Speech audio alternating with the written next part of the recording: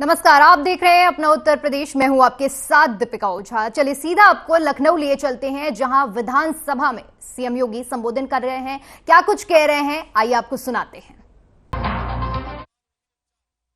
तो इसके लिए आंगनबाड़ी, आशा वर्कर, एएनएम, हेल्थ वर्कर्स, इन सबको लेकर के घर घर स्क्रीनिंग करने की कार्रवाई और उपचार की सुविधा उपलब्ध करवाई गई।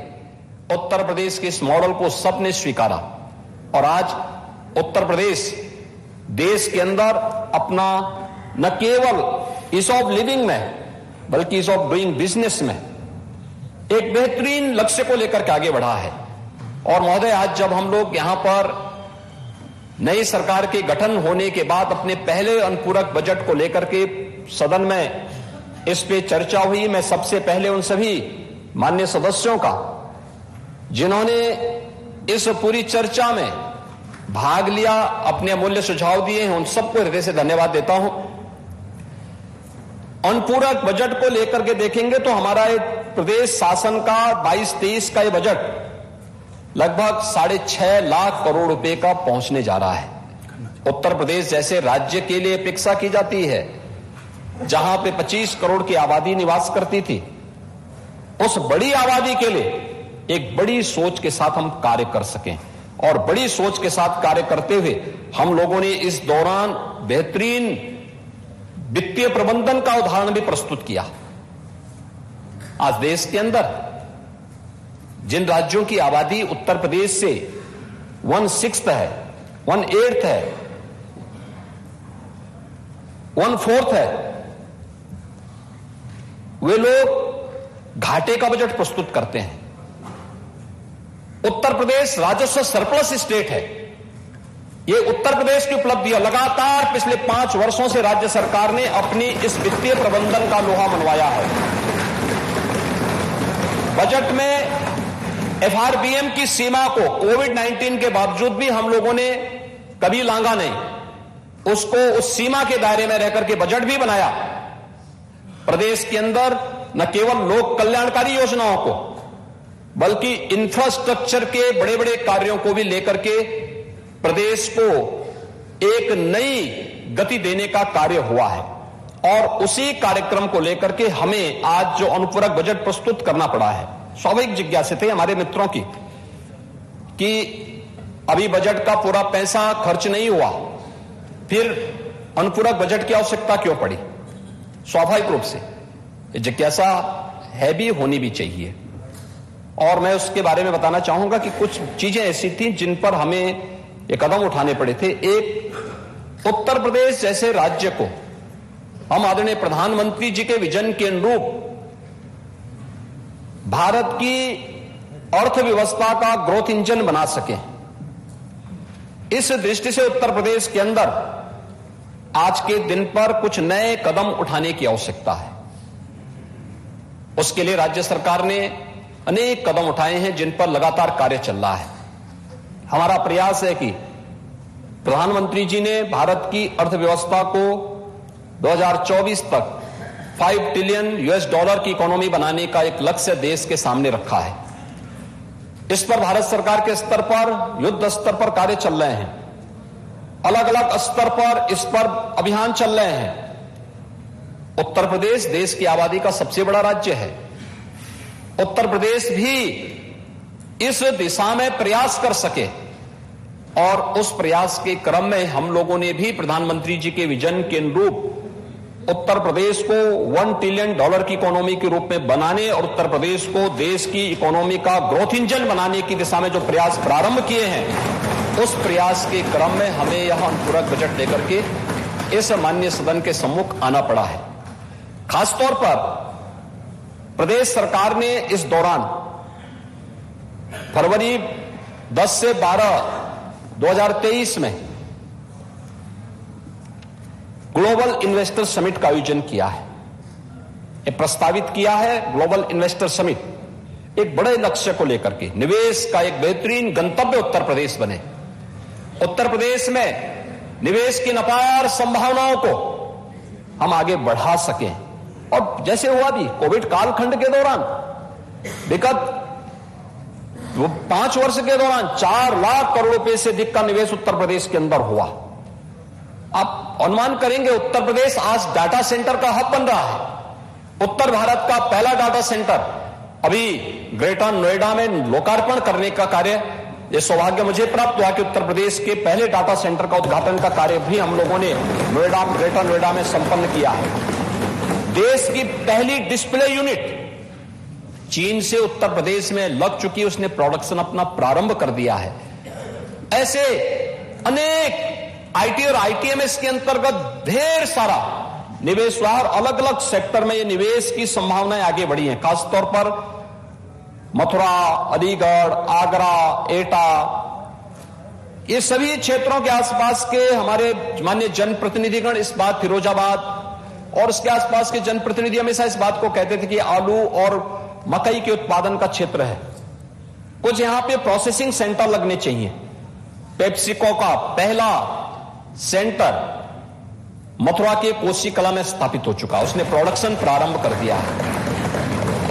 लाखों किसानों से आलू खरीदने की जिम्मेदारी और उसके माध्यम से प्रोसेसिंग के माध्यम से विभिन्न प्रोडक्ट बना करके उन्हें भारतीय बाजार में और दुनिया के बाजार में प्रस्तुत करने का कार्य वो कर रहा है। ऐसे ही अलग अलग सेक्टर में डिफेंस कॉरिडोर, उत्तर प्रदेश की एक नई ब्रांड बनने जा रही है। उत्तर प्रदेश एमएसएमई का एक पहले से ही बेहतरीन क्लस्टर था, उपेक्षा के कारण मृतप्राय होता जा रहा था। हमने उसको तकनीक के साथ जोड़ा, हमने उससे एक ब्रांड दी, हमने उसको मार्केट दिया।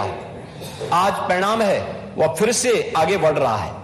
उत्तर प्रदेश एक्सपोर्ट का भी एक हब हो रहा है। ये एमएसएमई आज हमारे लिए एक बहुत बड़ी ताकत बन रही है अर्थव्यवस्था के लिए, और इस दिशा में जो प्रयास आज प्रारंभ हुए हैं उसमें वन डिस्ट्रिक्ट वन प्रोडक्ट के माध्यम से हम इसको आगे बढ़ा रहे हैं। इसने हमारे प्रदेश के एक्सपोर्ट को दुगने से भी किया है। जिस प्रदेश में 15-16 तक एक्सपोर्ट लगभग 50 से 55 हजार करोड़ रुपए था, आज उसी प्रदेश का अगर 21-22 का एक्सपोर्ट देखेंगे तो वह 1,56,000 करोड़ रुपए से अधिक का एक्सपोर्ट उत्तर प्रदेश से हुआ है। उत्तर प्रदेश की कनेक्टिविटी बेहतर हुई है। आज 6 एक्सप्रेसवे वाला देश का पहला राज्य उत्तर प्रदेश बन चुका है।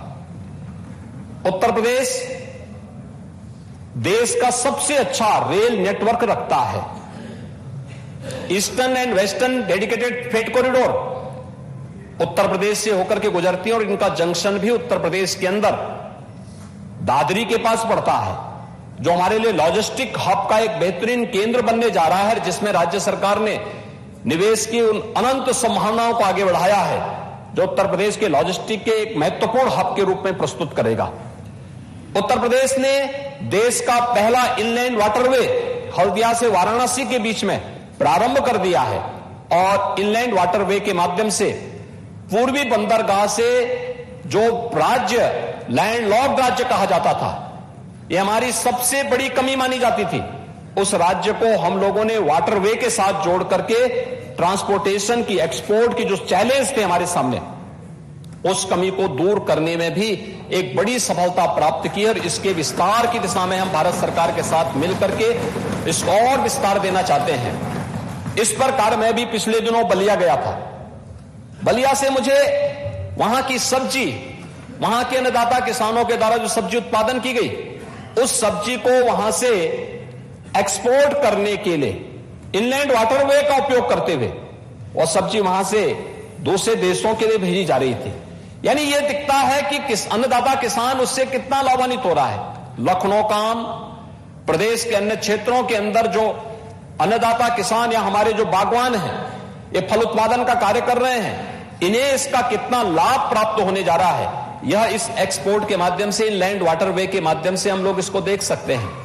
हमारी चीनी मिलें जो चीनी उत्पादन कर रही हैं, कोरोना कालखंड में भी हम लोगों ने अपनी सभी 119 चीनी मिलें चलाई, और इन 119 चीनी मिलों को चलाने के साथ ही हम लोगों ने यह भी किया है कि अब उत्तर प्रदेश से चीनी अन्य देशों को एक्सपोर्ट हो रही है। यानी जिस राज्य में माना जाता था चीनी मिलें बंद, आज 17 के पहले चीनी मिलें लगभग बंद होने के कगार पर थी, उससे पहले 10 वर्षों तक चीनी मिलें लगभग ज्यादातर बंदी के कगार की ओर जा रही थी। पिछले 5-5.5 वर्ष के अंदर न केवल चीनी मिलें चली हैं, बल्कि उत्तर प्रदेश देश का सबसे बड़ा इथेनॉल उत्पादन राज्य के रूप में भी उभरा है और अन्नदाता किसानों को अब तक 1,81,000 करोड़ रुपए के गन्ना मूल्य का भुगतान करने में भी हमें सफलता प्राप्त हुई। 6 एक्सप्रेसवे के साथ एयर कनेक्ट, बेहतरीन कनेक्टिविटी एयर की भी हम लोगों ने दी है। 7 एक्सप्रेसवे पे वर्तमान में हम लोग कार्य करवाने जा रहे हैं भारत सरकार के सहयोग से, और यह भी उत्तर प्रदेश की इकोनॉमी को एक गति देगा। Inter state connectivity, Nepal, Bihar, Jharkhand, Chhattisgarh, Madhya Pradesh, Rajasthan, Haryana, Uttarakhand, Delhi, इनसे उत्तर प्रदेश की जितनी भी हमारी कनेक्टिविटी होगी वो 4 लेन की कनेक्टिविटी होगी। हम ज्यादातर कनेक्टिविटी को 4 लेन में बदल चुके हैं। शेष पर हमारा कार्य युद्ध स्तर पर चल रहा है। हर जनपद मुख्यालय 4 लेन के साथ जुड़ना चाहिए। हर तहसील मुख्यालय और ब्लॉक विकास खंड मुख्यालय को 2 लेन की कनेक्टिविटी से जुड़ना चाहिए। ये सभी कार्यों को युद्ध स्तर पर आगे बढ़ाने की कार्रवाई वर्तमान में चल रही है। और वही एयर कनेक्टिविटी को लेकर के भी अगर आप देखेंगे तो 2017 तक उत्तर प्रदेश के अंदर 2 एयरपोर्ट पूरी तरह फंक्शनल थे, 2 आंशिक क्रियाशील थे। आज हमारे पास 9 एयरपोर्ट पूरी तरह क्रियाशील हो चुके हैं। 3 इंटरनेशनल एयरपोर्ट का स्टेट राज्य है और 2 इंटरनेशनल एयरपोर्ट हम बना रहे हैं। 9 एयरपोर्ट हमारे फंक्शनल हैं जो 77 गंतव्य तक पहुंचाने की सुविधा उपलब्ध करवाते हैं। और साथ साथ उत्तर प्रदेश में 10 नए एयरपोर्ट पर वर्तमान में कार्य चल रहा है, जिसमें से 5 के एमओयू हमारी एयरपोर्ट अथॉरिटी ऑफ इंडिया के साथ एमओयू हो चुका है, जिन्हें शीघ्र हम संचालित करने की सामर्थ्य रखते हैं, जिसको हम लोग आगे बढ़ाने का कार्य कर रहे हैं। बेहतरीन कनेक्टिविटी ने उत्तर प्रदेश के अंदर विकास को एक नई गति दी है और उसी विकास की प्रक्रिया को ध्यान में रख करके बेहतरीन कानून व्यवस्था, बेहतरीन यहां पर मैन पावर, हमारे पास देश का सबसे अच्छा युवा हमारे पास है, सबसे ऊर्जावान और प्रतिभाशाली युवा हमारे पास है। उस युवा के स्किल डेवलपमेंट के लिए हमें क्या कुछ करना है, स्थानीय नौजवानों को स्थानीय स्तर पर रोजगार प्राप्त हो सके, इसके लिए हम लोगों ने इस व्यवस्था में यह कार्य यहां पर प्रारंभ किया और इसीलिए इस अनुपूरक बजट को सदन के सम्मुख लेके आना पड़ा है, जो 33,769 करोड़ 55 लाख रुपए का एक कुल अनुपूरक बजट है। महोदय, बजट हमारा जो मूल बजट आया था, जो उसे मिलाकर के अगर हम देखेंगे तो यह अब मिलाकर मूल बजट हम लोग लेकर आए थे, वह आया था 6,15,000 करोड़ रुपए का आया था और अब ये मिलाकर के लगभग 6.5 लाख करोड़ रुपए का बजट हमारा पूरा 22-23 का उत्तर प्रदेश जैसे राज्य के आकार के अनुरूप ये बजट बनने जा रहा है। इसमें जिन चीजों पर हम लोगों ने ज्यादा फोकस किया है और वह है कि एक तो $1 ट्रिलियन की इकोनॉमी की जब हम बात करते हैं तो उसकी कुछ प्रमुख शर्तें हैं और उसमें जो महत्वपूर्ण गति दे सकता है, इसमें एक अर्बनाइजेशन उसकी एक महत्वपूर्ण शर्त होती है। हमने प्रदेश के अंदर नए नगर निकायों के गठन भी किए, नए शहरों के विकास के लिए भी कार्य कर रहे हैं, कुछ नए मॉडल इसके लिए तैयार किए जा रहे हैं और नए शहरों के विकास के लिए भी हम लोगों ने अलग अलग नई टाउनशिप स्थापित की जा सके, इसके लिए 4,000 करोड़ रुपए इस बजट में प्रस्तावित किए हैं, जो हम लोग इन नए शहरों के विकास में कार्य कर सकेंगे। एमएसएमई सेक्टर को भी गति देने के लिए निजी पार्क स्थापित किए जा सके, इंडस्ट्रियल स्टेट विकसित किए जा सके। एमएसएमई की उत्तर प्रदेश की पॉलिसी देश की बेहतरीन पॉलिसीज में से एक है, जिसमें से हम लोगों ने 1000 दिन तक किसी भी निवेशक को इस बात की छूट दी है, 1000 दिन तक वो अपना निवेश करें, अपने उद्योग को संचालित करें और बाकी औपचारिकताओं को 1000 दिन के अंदर वो अपना पूरा कर लें। ईज ऑफ डूइंग बिजनेस की दृष्टि से बहुत महत्वपूर्ण कदम था और उस कार्यक्रम को उत्तर प्रदेश ने उत्तरप्रेत किया है।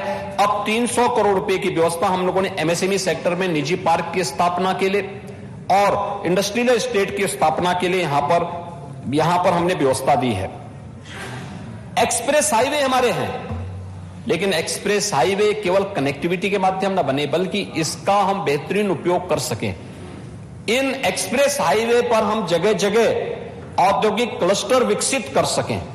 इस दिशा से भी बजट में 8,000 करोड़ रुपए की व्यवस्था की जा रही है और ये प्रदेश के अलग अलग क्षेत्रों में हम इसको विकसित कर सकेंगे, यह व्यवस्था। दूसरा, PM Gati Shakti national master plan के लिए भी हम लोगों ने 200 करोड़ रुपए की व्यवस्था की है। हम सब जानते हैं आदरणीय प्रधानमंत्री जी ने विगत वर्ष ही इस पीएम गतिशक्ति नेशनल प्लान की जो घोषणा की है, यह एक अत्यंत महत्वपूर्ण योजना है।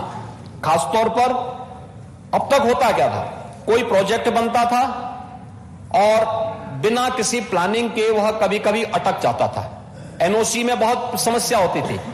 अब किसी भी प्रोजेक्ट को प्रारंभ करने के पहले आप पीएम गतिशक्ति नेशनल जो प्लान बना है, उस प्लान के अंतर्गत उसको आप डालेंगे, अपने आप ही आपको पता लग जाए कि इसका अलाइनमेंट की मार्ग में कोई बैरियर तो नहीं है।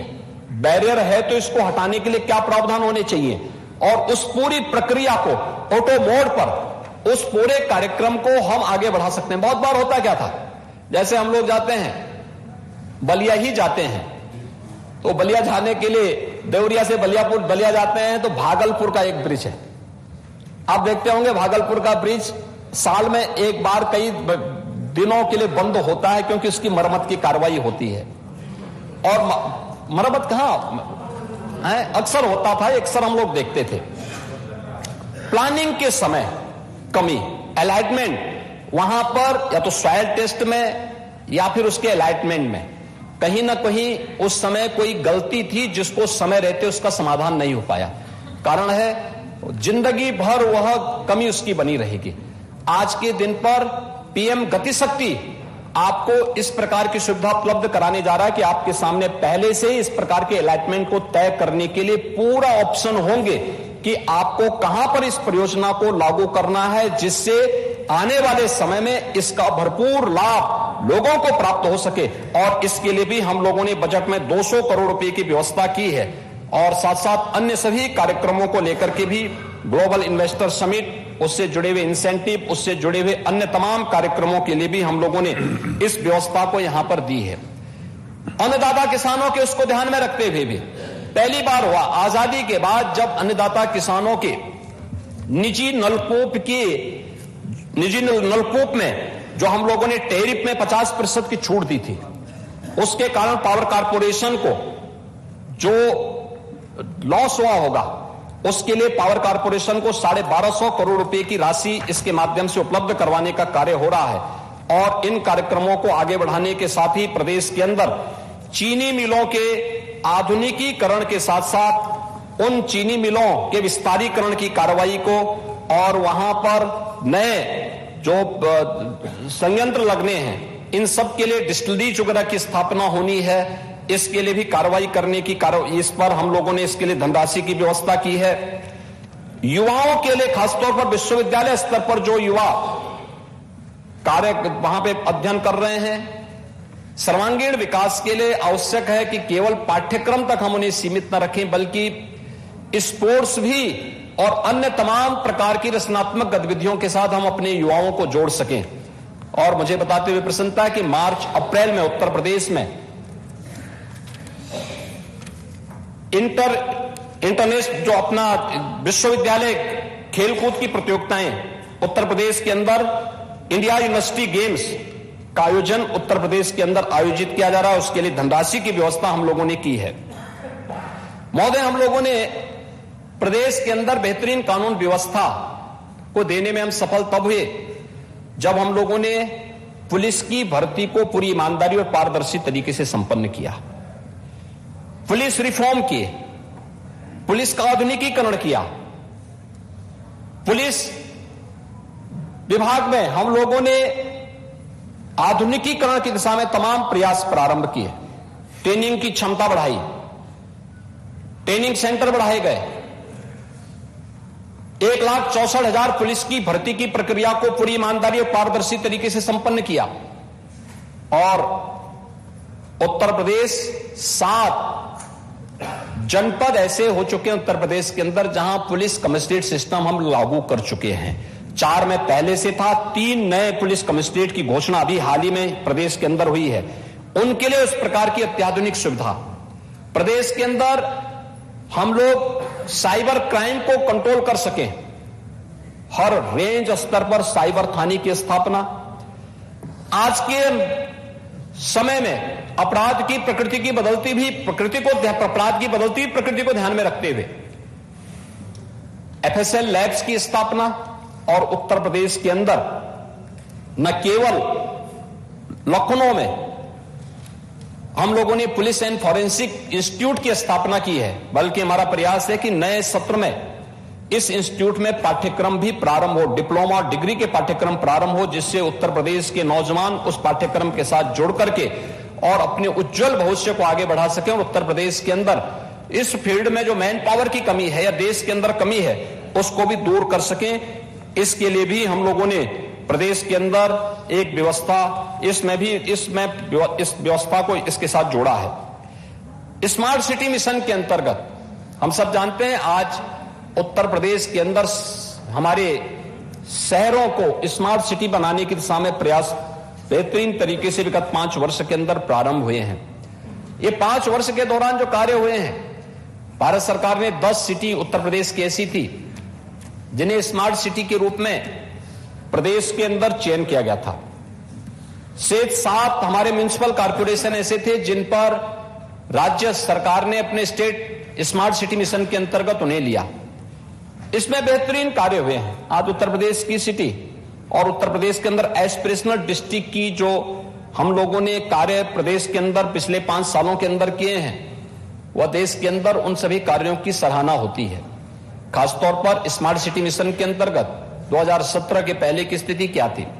उत्तर प्रदेश के शहर गंदे दिखते थे, जहां देखो कूड़े का ढेर दिखता था, सड़कों पे सीवर और नालियों का पानी बहता था, अस्त व्यस्त जैसी व्यवस्था थी। आज उसको सुधारने की कार्रवाई हुई।